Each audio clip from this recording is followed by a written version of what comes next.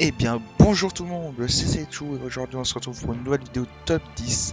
Donc c'est mon top 10 début 2020, fin 2019, parce que le dernier date de quelques mois déjà, et vu que la saison estivale 2019 est passée, j'ai fait pas mal de nouveaux coasters, donc il est temps de mettre ce top 10 à jour quand même, parce que si vous vous rappelez de l'ancien top 10, c'était assez pitoyable, voilà. Donc je pense qu'on va commencer tout de suite par le numéro 10. Donc pour le numéro 10, nous retrouvons Troy à Toverland, qui est un Wooden GCI. Donc je vais pas dire que ça m'a pas plu. Mais en fait le problème de ce Wooden, c'est les vibrations. Je sais pas si je suis le seul à trouver que Troy vibre. Apparemment, pas beaucoup de gens trouvent qu'il vibre. Mais moi franchement, j'ai trouvé qu'il vibrait un peu trop. Enfin, quand on compare à Vodan par exemple, on se rend compte que Troy est beaucoup plus... il est beaucoup plus nerveux. Il a beaucoup plus d'airtime ou des choses comme ça. Mais niveau vibration, c'est juste. Enfin, quand on a fait Vodan, c'est juste pas possible, quoi. Je veux dire, c'est dommage. Et la dernière partie du layout, il y a que des jets latéraux, ça fait ultra mal par contre. Mais bon, sinon c'est un Vodan vraiment. À part ça, il est top. Franchement, il est top. Il a des airgames, oui, des airtime à gogo, des changements de direction à gogo et tout. Enfin, c'est génial, mais on me l'a trop survendu. Donc pour le numéro 9, on retrouve Skyscream. Donc c'est le coaster, le triple launch coaster d'Holiday Park. Donc qui a fait une bonne dégringolade du coup depuis mon dernier top. Mais vous verrez avec les coasters qu'il y a en haut, c'est un peu normal. Mais Skyscream, je vais le re-rider cette année, là, au printemps, je pense. Et je pense que c'est toujours aussi bon. Enfin, d'après mes souvenirs de l'année dernière, c'était vraiment excellent. Il y avait un énorme éjecteur après le troisième launch. L'artère elle est assez fun et le non-inverted loop, il est vraiment sympa. Et franchement, les launchs sont vraiment pas mal, quoi. Je veux dire, il y a des bonnes pointes de G dans les creux après. Franchement, c'est un excellent coaster. J'ai vraiment bien aimé. C'est pour ça qu'il se retrouve devant Troy d'ailleurs. Comme quoi, c'est pas forcément parce que Troy est long machin qu'il est meilleur, hein. En numéro 8, nous avons Joris and the Drac. C'est le parcours du feu que j'ai mis à cette place-là. Parce que le parcours de l'eau est, je crois, 11ème dans mon top. Parce que je sais pas, j'ai clairement constaté une énorme différence entre les deux parcours. J'ai trouvé que le parcours du feu allait plus vite. Donc je sais pas si c'était parce que mon train était plus rempli que le bleu. Enfin bref, voilà quoi. Et surtout, il y a un élément de plus dans le parcours feu. Il y a un double down, du coup c'est ce qui fait un double airtime. Et ça j'adore moi, enfin j'aime complètement. Sinon c'est un GCI. Par contre celui-là est vraiment confortable comparé à Troy. C'est-à-dire qu'il n'y a pas vraiment de vibration. Forcément un Wooden ça vibre forcément. Mais comparé à un Troy, il y en a largement moins des vibrations. Alors parfois dans certains creux, je sais pas pourquoi, mais d'un coup ça se mettait à vibrer. Et je sais pas, c'était bizarre.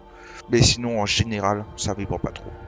Sinon, le côté dueling, j'avais jamais fait de dueling coaster, je crois.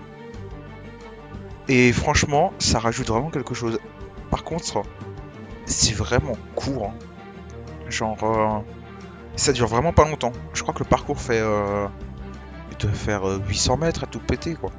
Mais ouais, c'est dommage. Mais sinon, c'est fun, c'est génial. Un bon petit GTI. Donc en numéro 7, on retrouve Vodan AEP. Voilà, mon petit Vodan, je l'aime toujours autant.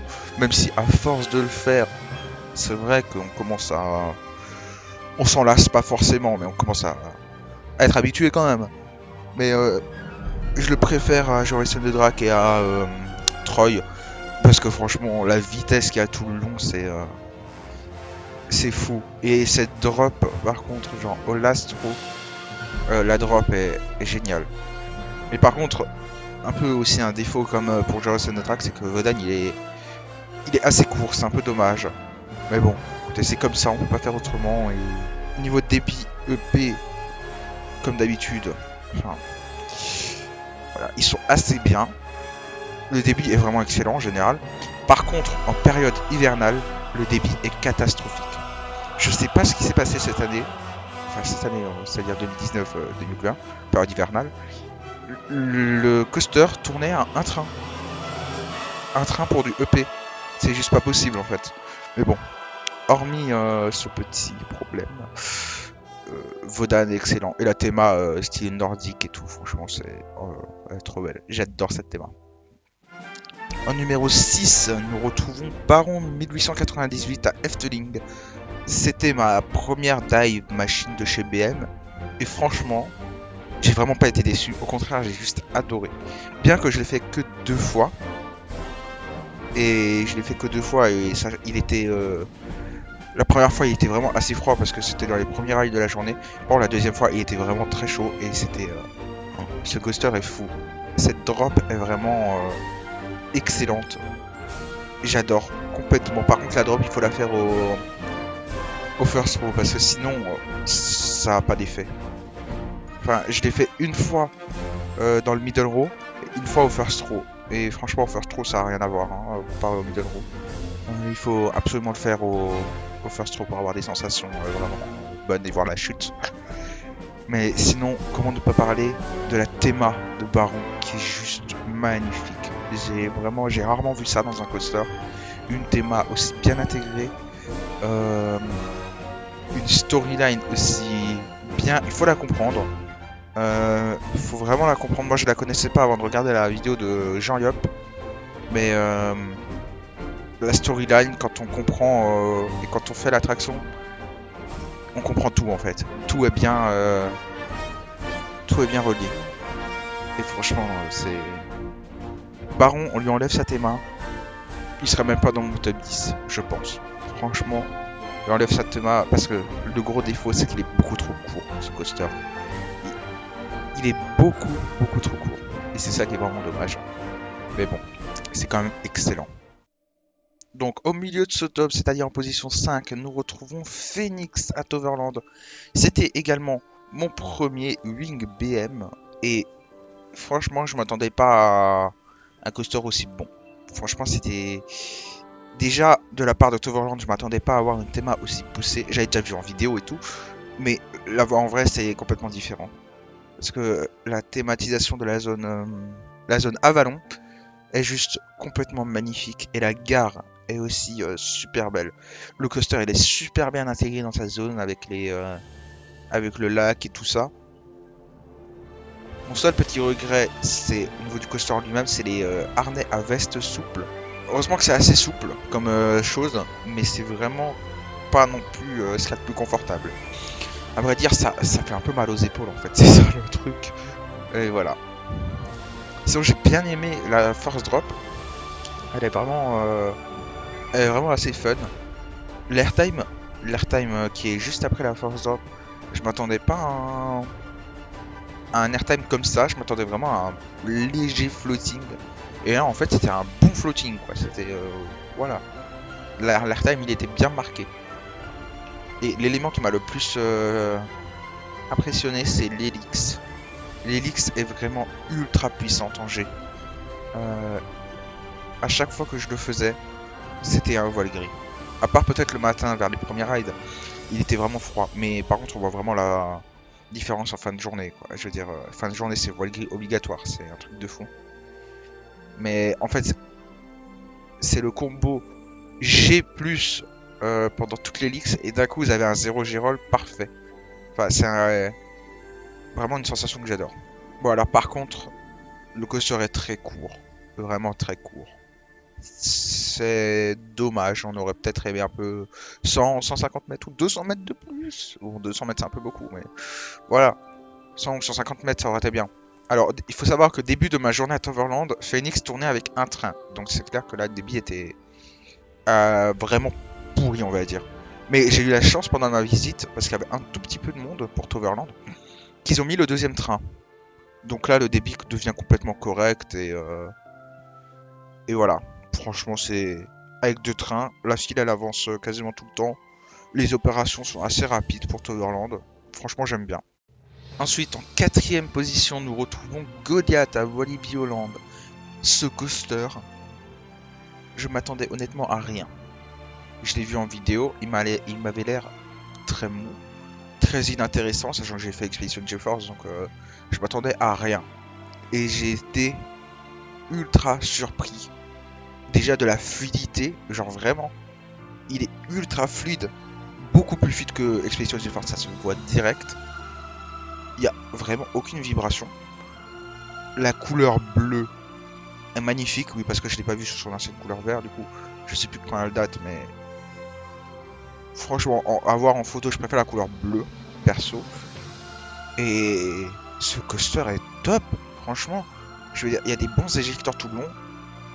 Il y a une de mes figures préférées, c'était le Stangle Dive. Franchement, je m'attendais à rien, mais cette figure, j'adore. C'est passé tout en fluidité, ça procure de bonnes sensations. Cet élément est génial. La First Drop, par contre, beaucoup plus intéressante au Last qu'au First, parce qu'au First, au moment où le train accélère, on est déjà quasiment tout en bas de la drop. Les hélices qu'il y a quand le coaster est à chaud le soir, parce qu'il faut savoir que je suis allé à Walibi Holland pendant une nocturne d'été, donc je l'ai raidé vers 22h, et à chaud, les hélices, elles envoient pas mal. Elles envoient vraiment pas mal. Mais par contre, les deux GF Force, j'ai vraiment été déçu par contre. C'est vraiment dommage. Genre, ils sont vraiment mou de chez mou. C'est vraiment dommage.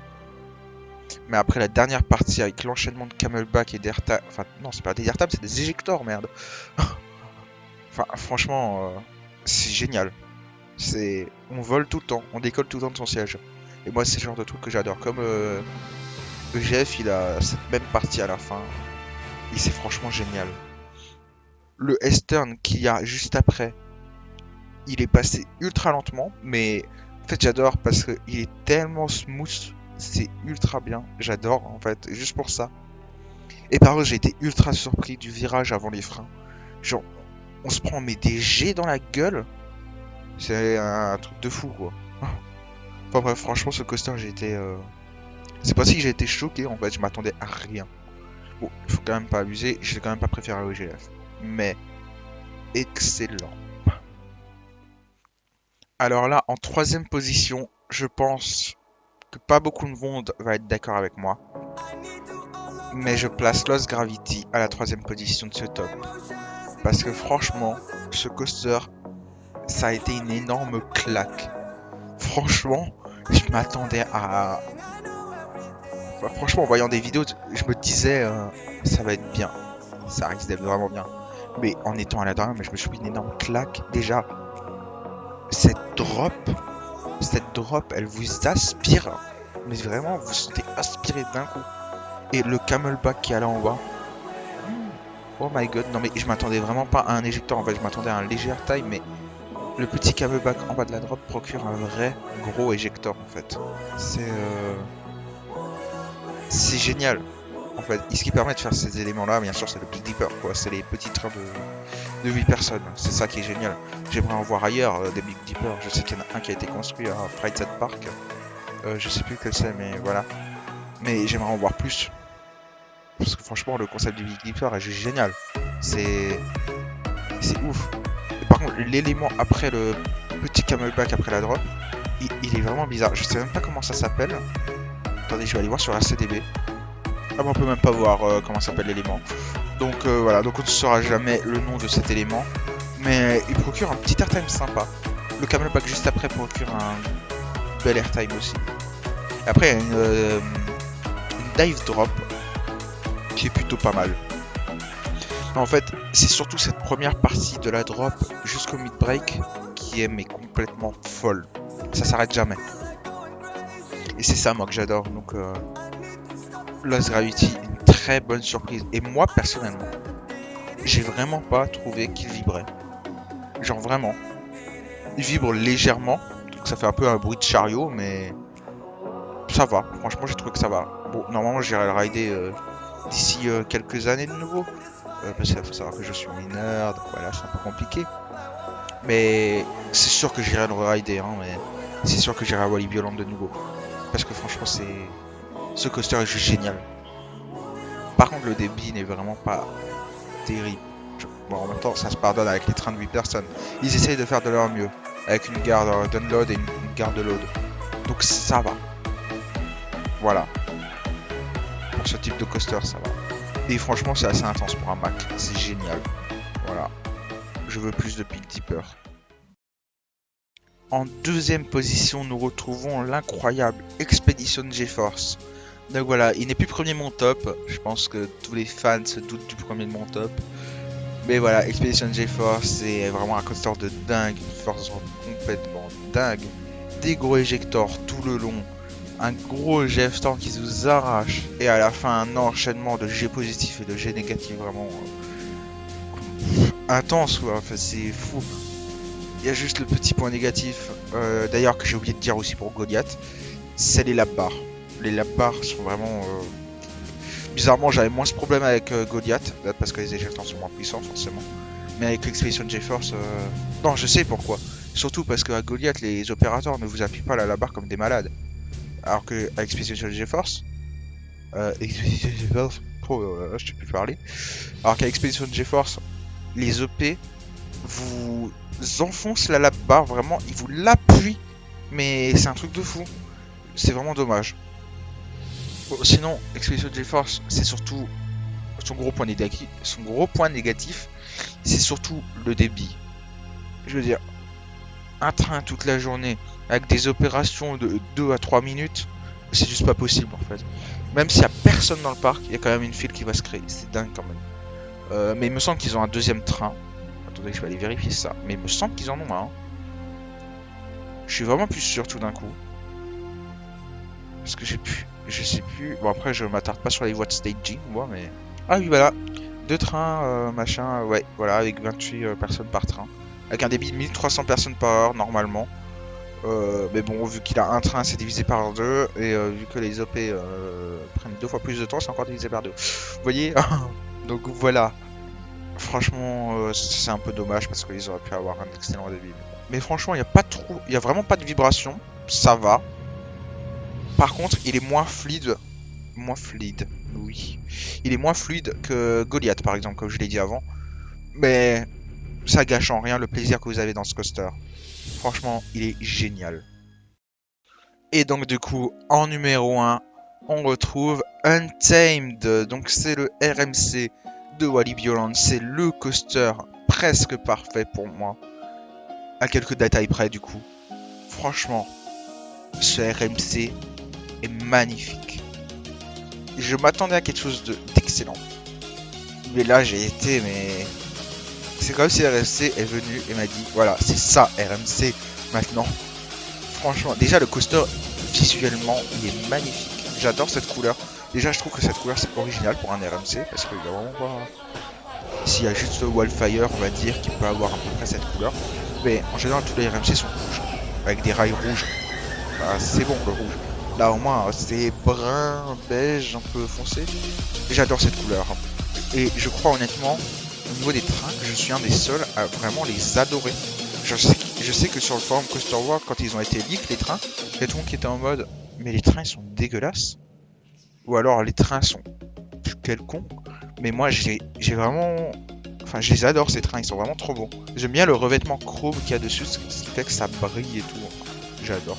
Bon, malheureusement, je n'ai pas fait la file normale, parce que j'avais les Fastlane, donc j'ai fait que la file Fastlane. Juste petite parenthèse, heureusement que j'ai pas fait la file normale parce que j'ai vu une photo de quelqu'un sur Twitter, c'est un fan néerlandais, qui a mis une photo où il y avait un énorme nid d'abeilles. Et il faut savoir que moi j'ai une énorme phobie des abeilles, je déteste les abeilles. Et d'ailleurs c'est un gros point négatif de Walibi Holland en général, c'est qu'il y a des abeilles partout, des guêpes partout. Et c'est horrible. S'ils pouvaient juste changer ça parce que ça a failli me gâcher ma journée.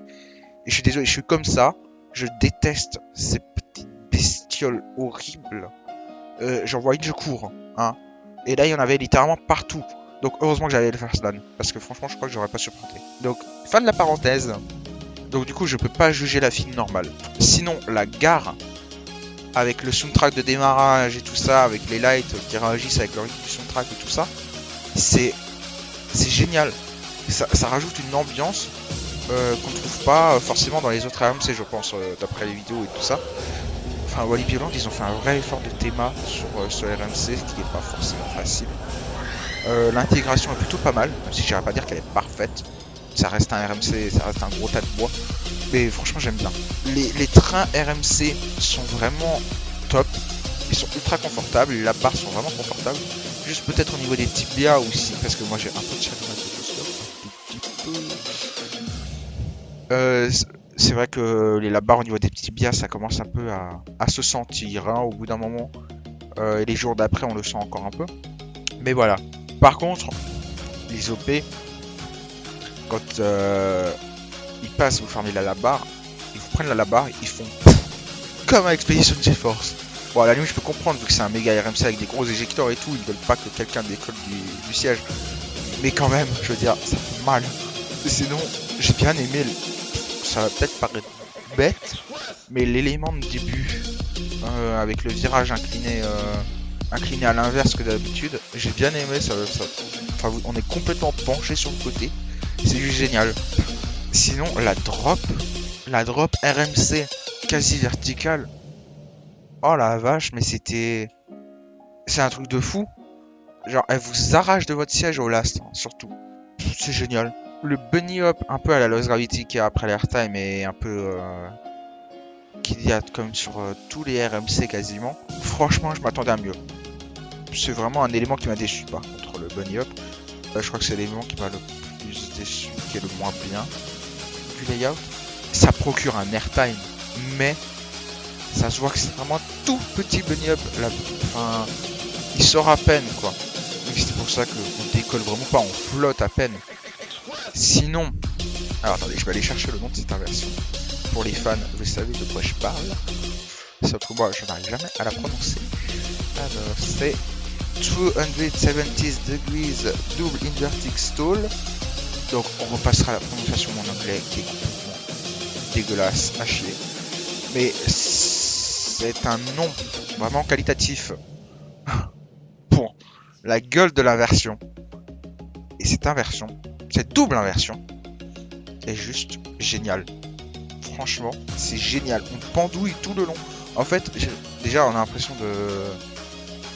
Il y a des gros head choppers. C'est-à-dire qu'on... Les head choppers, pour ceux qui savent pas, c'est quand on a l'impression de se prendre des poteaux dans la gueule. Et surtout quand on est grand, ce qui est mon cas. Du coup, ça rajoute quelque chose. On a l'impression que notre tête va pas passer. Alors que si, ça passe bien sûr. Hein, quand même. Et ça procure un bon 0G tout le long avant de repartir et de refaire une inversion. C'est vraiment n'importe quoi cette inversion. Cette double inversion. Je sais pas le voir jamais. Ensuite, on a un double up. Donc ça c'est pas vraiment un double up parce que donc on a un airtime et un deuxième airtime où on se retourne d'un coup sur le côté. Donc je sais pas le nom de cet élément mais franchement c'est juste génial, le retournement rapide d'un coup.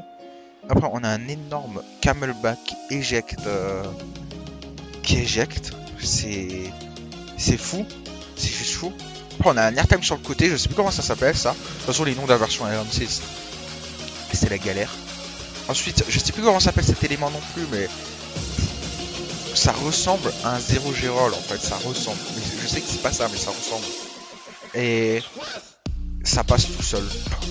Franchement, on n'a même pas l'impression que d'avoir la tête à l'envers. Genre ça passe, après on a un airtime incliné à 90 degrés sur le côté, machin. Je connais même pas les noms des éléments RMC, c'est dingue. Oh là là. Après on a un double, enfin on a un triple airtime là. Oh là là, non mais je sais même plus quoi dire sur ce coaster tellement c'est dingue. Surtout la deuxième partie du layout où il y a que des éjecteurs, ça ne s'arrête jamais. Et c'est cette partie qui m'a mis sur le cul. Enfin non, du coup non. Vu que et la dernière inversion qui est le barrel roll, donc c'est un peu la Heartline roll à la RMC. Elle est ultra bien maîtrisée cette inversion. Elle est géniale.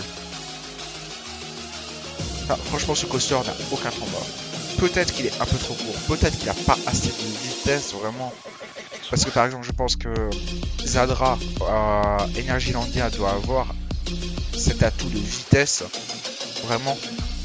Parce que Untime n'a pas forcément la vitesse vraiment élevée tout le long. Mais franchement, il est top, il est vraiment top. Et j'hésiterai pas à aller le refaire, ça c'est sûr. Donc voilà, donc je pense que dans pas longtemps, la prochaine vidéo qui sortira, ce sera un point sur ma saison 2020. Enfin non, justement pas un point, un pré-point, on va dire. Euh, pour voir qu'est-ce qui va se passer dans cette saison 2020. Quel parc je vais faire. Quel coaster nouveau sera ridé cette année. Et aussi faire un point sur la saison 2019. Parce qu'il s'est quand même passé pas mal de choses. Pour moi en tout cas. Et faire un point aussi sur les saisons à venir. Parce que j'ai déjà pas mal de choses de prévues. Je vais pas vous en dire plus maintenant, mais je compte reprendre la chaîne vraiment à fond en faisant ce style de vidéo. Pas que des vidéos dans les parcs où ça va venir, ça va venir. Et aussi faire des styles de vidéos comme j'ai pas l'habitude de faire, par exemple les coasters que j'aimerais bien rider aux États-Unis ou en Europe ou machin. Ou des trucs comme ça, ouais, des vidéos Planet Coaster, hein, même si Planet Coaster, je sais juste faire des coasters et pas de théma. Ça c'est juste un détail. Enfin bref, sinon j'espère que cette vidéo vous aura plu. Je pense du coup que la prochaine mise à jour de mon top sera dans un an. Si j'y pense, faire dans un an, je vous sais pas. Mais bon, ça m'étonnerait que je le fasse. Sinon, si vous avez aimé cette vidéo, n'hésitez pas à liker, commenter et partager la vidéo. Et sinon, moi je vous dis à plus tard dans une nouvelle vidéo. Ciao ciao.